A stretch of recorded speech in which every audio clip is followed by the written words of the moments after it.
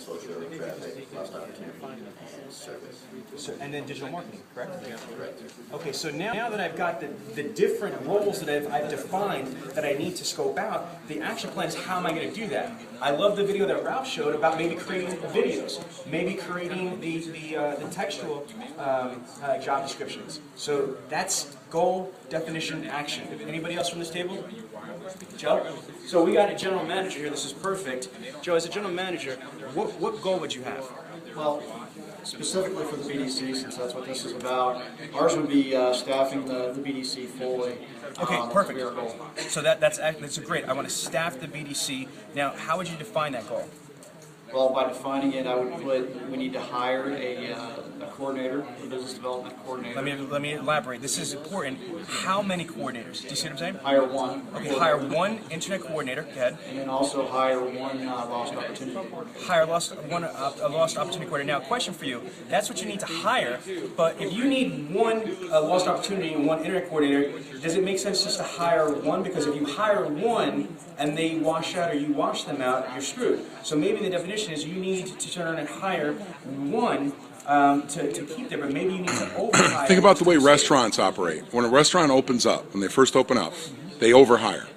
And then within 90 days, they cut back. It sounds like a very cold process, but that's how it's such a competitive industry, and it's so cost constrained that a restaurant has to do it that way to survive. It's better to have more survival than enough. Because they don't want the restaurant to fail when they first open. Yes. And then the actions. How are you going to do this? You have a myriad of different ways for HR. Can you share what you've learned? Yeah. First thing we would do is we post it on Craigslist and whatever else, however else we want to hire. The use of Dealer Synergy to do those postings too, because you guys always help us out with that. I learned some things too. I'll jump in here too.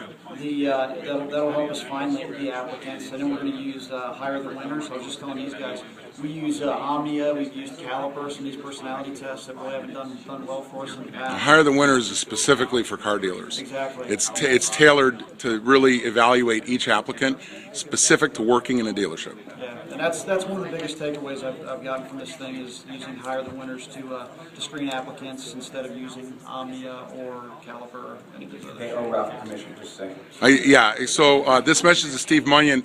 I better get a spiff on this. What dealership are you at? John Hinder Honda. John Hinder? John Hinder Honda. John Hinder Honda. So Munyon, you better not stiff me on my spiff. All right, look. The other thing, though, is I want to add to this because I want to go to each of the tables. Let's be specific. You know what I love is, I don't know if you saw my post on automotiveinternetsales.com. I saw a Cadillac dealership send out a permission-based email. Peter Martin, listen to this. I saw a Cadillac dealership send out a permission-based email campaign for HR. They said if you want to make over $100,000 in a year, think of a career. And they sent it out to like 10,000 or whatever the right way to their database. And they got a bunch of resumes from hitting their own database for possible employment. I've never thought of that before. That's you'll get one of the best responses. One of the places I used to go was our CRM tool, and I would send out emails and say, you've done to our sold customers.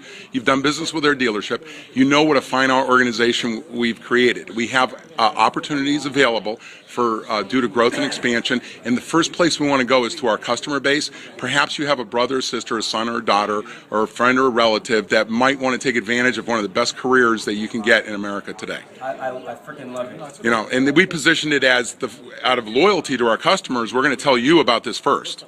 So do you see, like I get so excited about this, it's not just the goal, I want to hire more people, define who, what, where, and then how.